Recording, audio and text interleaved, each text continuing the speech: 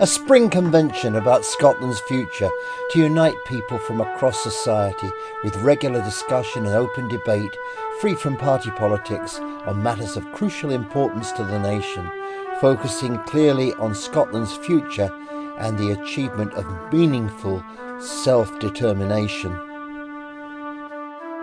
Recorded the 1st of March 2025, this is a random selection of contributions made from the floor. It is far from comprehensive, but is offered alongside the films of the set speeches to provide some idea of how the event occurred.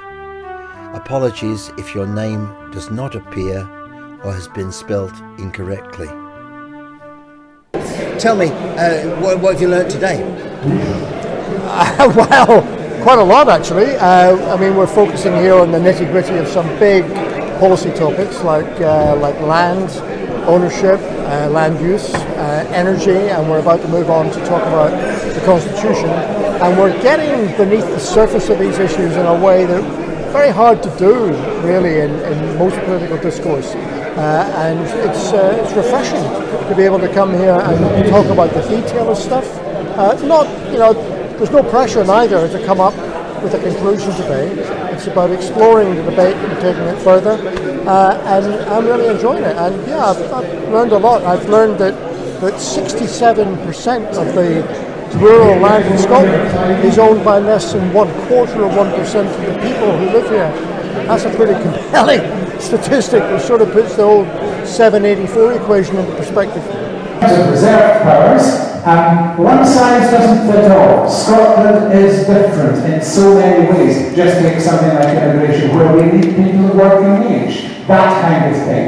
We very quickly looked at a democratically elected second chamber, and the thing we would be happiest with would be something that was a limited lifespan of such politicians, perhaps a citizens' assembly. We don't want them to get comfortable. Like I said, politicians should never be comfortable. Why did you turn up today? Well, this is one of the more interesting initiatives going on at the moment,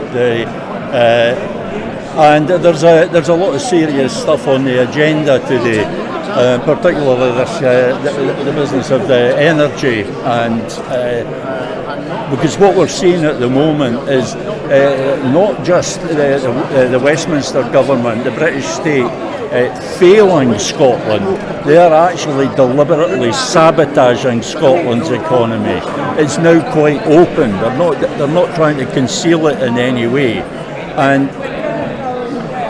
there have been so many iniquities in the past, and people seem to have grown accustomed to it. But at some point, surely we've got to say enough is enough. And you've got a new party, a new political party you started. Yeah, I launched a New Scotland party because I decided we needed a party political vehicle for the new thinking in the independence movement. The radical new thinking on the whole constitutional issue, getting away from the old Sturgeon doctrine and deferring to Westminster, and basically just facing up to the facts of our situation, our predicament, and telling people the truth about it, that there is no route to independence through the legal and constitutional framework of the British state. There simply isn't, there cannot be. We are going to have to break the rules if we're going to break the union. Probably the best question was for Rhys, because the first bullet point is how could the national government's center of gravity be shifted to achieve decentralization in Scotland? And he said that presupposes that decentralization is a good thing. Why is it a good thing? And he's right. So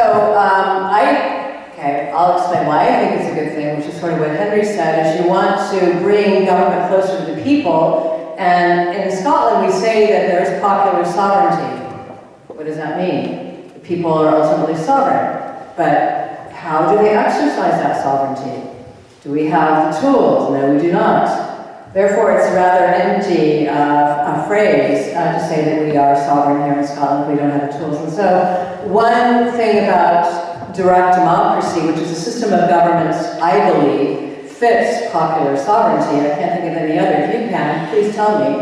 But direct democracy, and then a third D in that, decentralized direct democracy, is really what brings power close to the people. And as Henry was saying, 3 levels of government: municipal, cantonal, regional, and federal. And what really struck me is that over half of tax revenue in Switzerland is raised at those 2 lower levels of government. And when you bring tax raising powers down to that local level, and those politicians are passing those taxes and they're close to the people, and the people don't like it, then the people can say something about it, because they all have the ability to use their direct democracy tools in the form of referendums, initiatives, petitions, protests, you name it. So that is, I think, why we want to shift the center of gravity from any center, whether it's Westminster or Holyrood, down closer to the people. And we got questions about the redistribution from the rich to the poor regions, and the Swiss model, and they do that in the United States as well. There are rich states and poor states, and the federal government will divvy up money to the poor states. And the groupings, we have historic council areas and boroughs in Scotland, but then you've then got to match the mechanisms for taxation, because as discussions have identified, you can't have decentralised power unless they have the authority over their income. We came rather late in the day, unfortunately, and we came particularly to hear the energy discussions. And it's been lovely to see the way it's actually been laid out with a kind of cafe format, where everybody could go around and interact with each of the different people involved in the particular topic. I think what I've gained mostly from, apart from the information we gained regarding an independent Scotland and how it would approach its energy targets and all the rest of it, is the amount of people that are here. It's been quite surprising. I mean, I was quite surprised the amount of people that are here. It's lovely to see so many people here and engaged in it. I think that's what's refreshed me more than anything else. The fact that there's no really any party politics involved in the day as well is quite refreshing. And I managed to speak to Alistair before, and he had a very similar opinion on it, that we need to have a more loving and friendly approach to Scottish independence than maybe we have in the past. Good afternoon. We had 2 completely different groups. One group told me to shut up about Switzerland. The second group was very interested in Switzerland, and that's the way it is. And I think both groups came up with some very good points. First point on the flip chart on the board, seeking consensus before legislating, and that was a very interesting discussion about what happens in Switzerland, where draft legislation can be subject to a referendum. And here in Scotland, we recently had an experience which we talked about, which is the Victims, Witnesses and Justice Reform Bill, whereby the government presented a bill with juryless trials in it, through a long, painful experience of debating that and whether it was a good idea or not. And at the end of the day, the SNP, the government, withdrew the juryless trials provisions in that bill. And the interesting point about that was, I swear to God, in Switzerland, that bill would never have gone through Parliament because of that very precise possibility offered to the Swiss citizen to launch a referendum against what's called bad law. Good argument in the second chamber to speed up the progress of legislation. The cracking idea, I'm sure some of you will agree with us, that came up in the last conversation was that it could be the initial second chamber. But it should be comprised of the Scottish MPs who were previously in Westminster. They should become the interim second chamber for the first 4 or 5 years of a new parliament, and wait for it to decide on whether that arrangement continued. Okay, some other good ideas. It's a kind of a regional idea, like what happens in Germany. So the second chamber is made up of representatives from the various Länder. There was a good division of opinion about the length of time that people should be in the second chamber. One was it should be very short because you might want to just appoint people on a jury type system. And the second opinion, equally valid, I think, is that it should be long-term for continuity. And an upper limit of something like 15 years was suggested. There's a debate about whether citizens should be elected, normal citizens should be elected or appointed, rather than appointed for a specific area of expertise. So normal people rather than expert engineers or lawyers or whatever. Overlap certainly within the vision, and particularly around the evolved as to how do you get from where we are to where we want to be.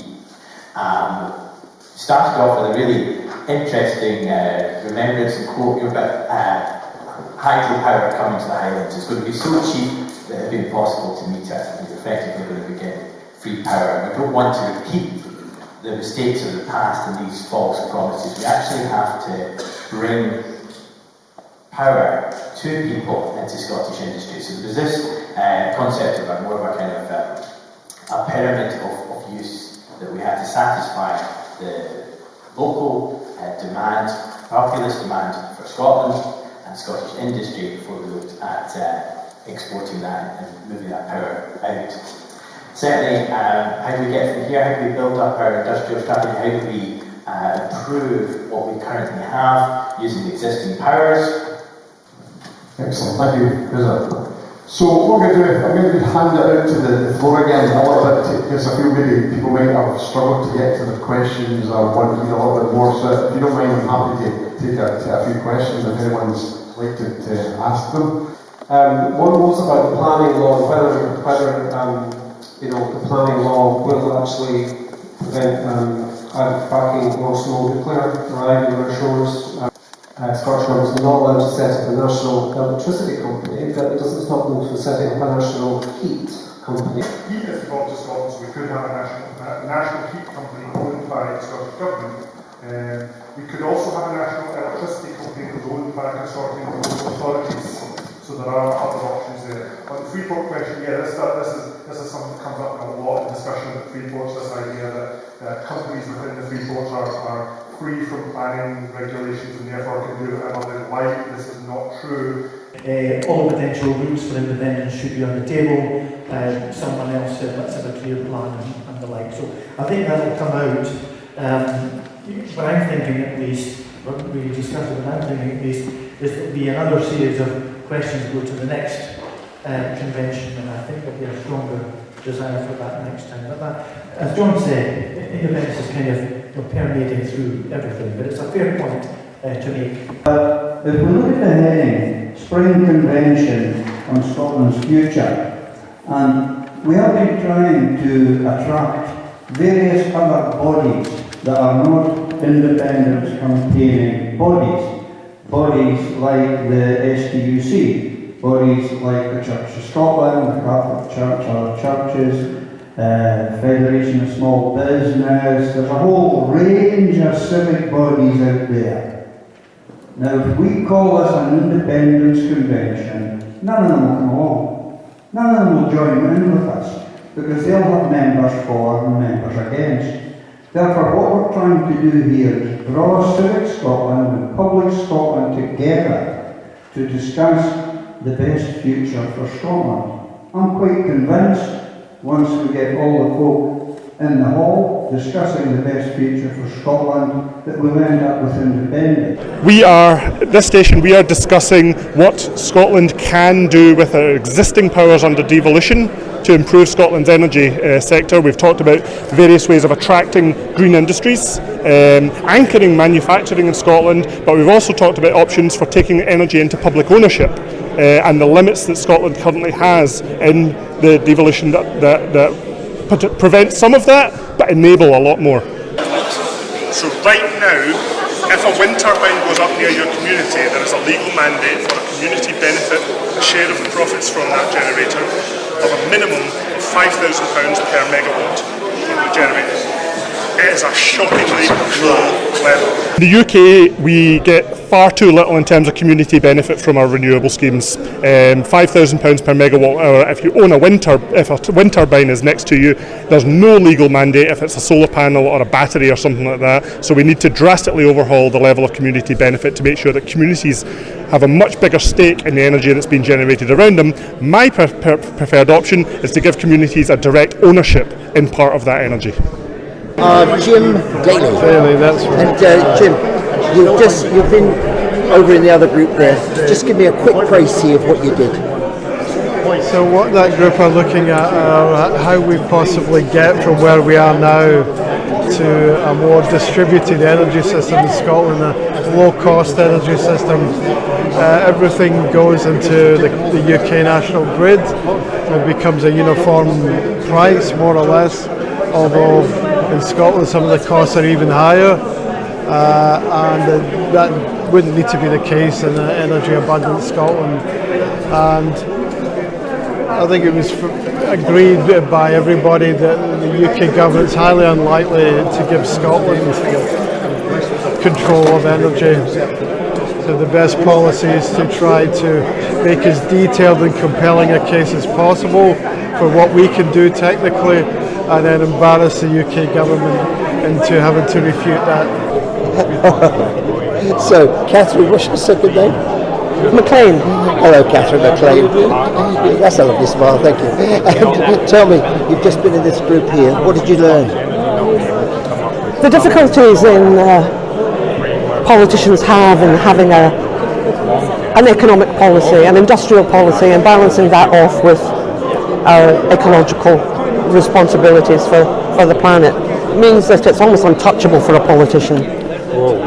Which is a really difficult place for a top politician to be, gutless and unable to take a risk, because it can't be associated with something that's so controversial, and yet it's absolutely vital for Scotland's future and be able to control and command the strategy for energy that we will own. Cheryl, what have you learned today at this event? Lots of really great speakers on independence and how complex all the issues are, and how we all need to come together to pool the resources and information to deliver it to the wider public in a easier understood format. And just going around the stations here at this session here about energy. Again, how abundant we are in energy in Scotland, and how complex it is. It's obviously all being funneled down to Westminster. One, I think, very interesting point was that the possibility of being able to tax the energy before it left Scotland, although it's not devolved, but that's something we could possibly do. The evidence that Trump had clear authoritarian plans was there. And the truth is, quite a few people warned about it in a serious way. Another group of people warned about it in a this'll do as a campaign line sort of way, but they didn't seem to take it seriously, and a bunch of people dismissed it. And the truth is that America's confidence in its checks and balances was overstated.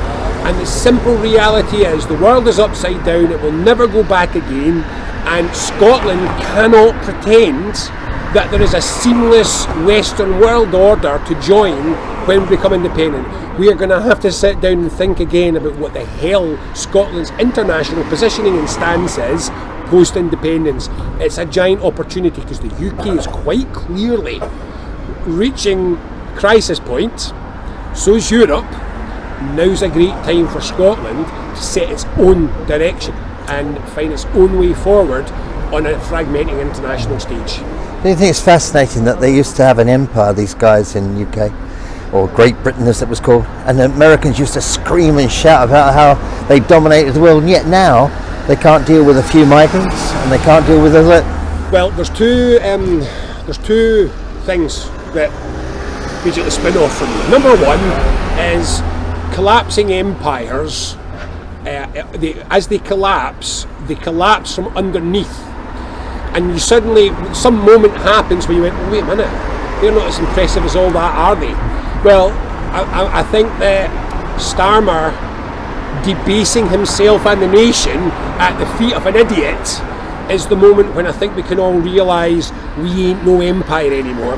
The second thing that spins out of it for me is I can't be bothered with words like traitor and betrayal, but what do you call it when an entire defence and security establishment has 30 years to game what would happen if there was an extreme America?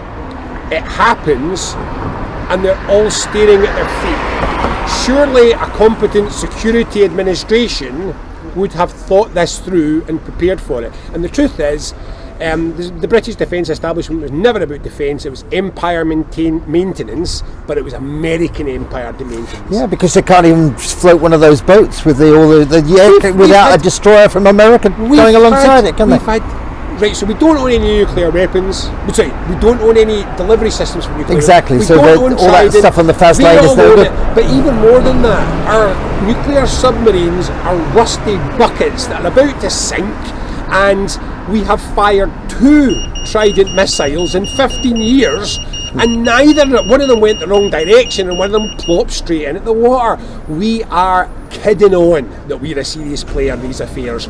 We've got to get our act together. But to be honest with you, I honestly think Scotland get its act together faster than the UK can. Therefore, we need the chance to focus on our territorial domestic security. We are an island.